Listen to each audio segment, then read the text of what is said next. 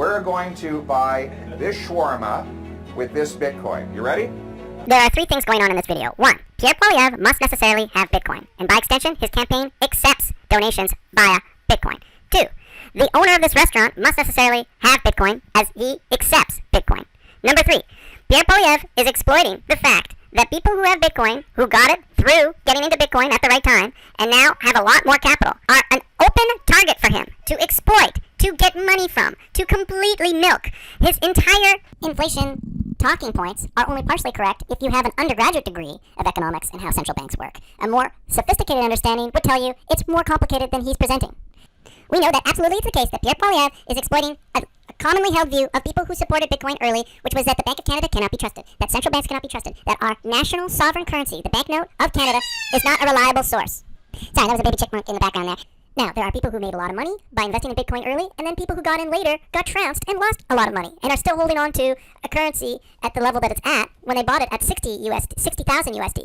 So it's a risky proposition for a serious candidate to be promoting a security. It is absolutely not functioning as a currency, except for the rare case where someone wants to make a political stunt at a shawarma shop. So he's putting a lot of people unintentionally at risk through his advocacy. It's not something that should be trusted. This guy wants to be a particular person. I believe he's stated quite a few times who he wants to be in terms of job title, and yet he's undermining our Bank of Canada. Now, blockchain, fine, but he's actually undermining it. And if you look at the volatility of Bitcoin, it is shocking. Could double in value, or completely crash into the ground at any time. Now, I have no doubt that the shawarma owner and his colleague are absolutely supporters of Pierre Poilievre, and probably have donated, possibly in Bitcoin, to the Poilievre campaign. Now, it's an interesting take if you think about it this way, that people who are from the Middle East, or have some cultural connection to the Middle East, are awesome, and we are really lucky to have our diversity in this country. And those folks are predisposed to like solutions like Bitcoin, and tend to be, if I can make a gross generalization, which is probably not entirely accurate because human beings are super complex and blah blah blah, but there is a tendency to not trust central banks very much if you're from the Middle East, because their central banks have been poorly managed relative to Canada's central bank. You can point out all kinds of flaws with the Bank of Canada, because it's operated by human beings, whereas Bitcoin is just a dumb machine that just keeps on mining. It doesn't look at the available products or services in the economy and tries to adjust the supply of monetary funds in accordance with the needs of the economy at the time, like when there's a COVID crisis. Anyway, it's too complicated and annoying to talk about, and I'm sure you're tired of hearing me talk. Yeah, I got it. You got the payment! We did it! Come on over here. Come on, guys, we did it.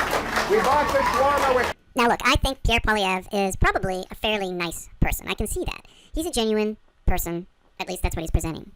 But I'm going to call this out because the flag waving behind him in this video is, in fact, the movement for the enforcement of Islamic law. Now, I don't know if you knew that. I kind of doubt it.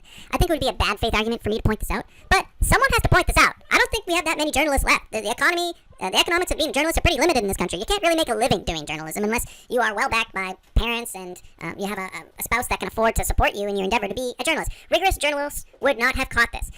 Only a goofball like myself would have caught this, and I think it's a kind of curious thing that the flag that's being waved behind him is indeed this flag. The movement I cannot pronounce in its Urdu, which is a Pakistani language. I'm pretty sure. Yeah, it was a good guess. I knew that.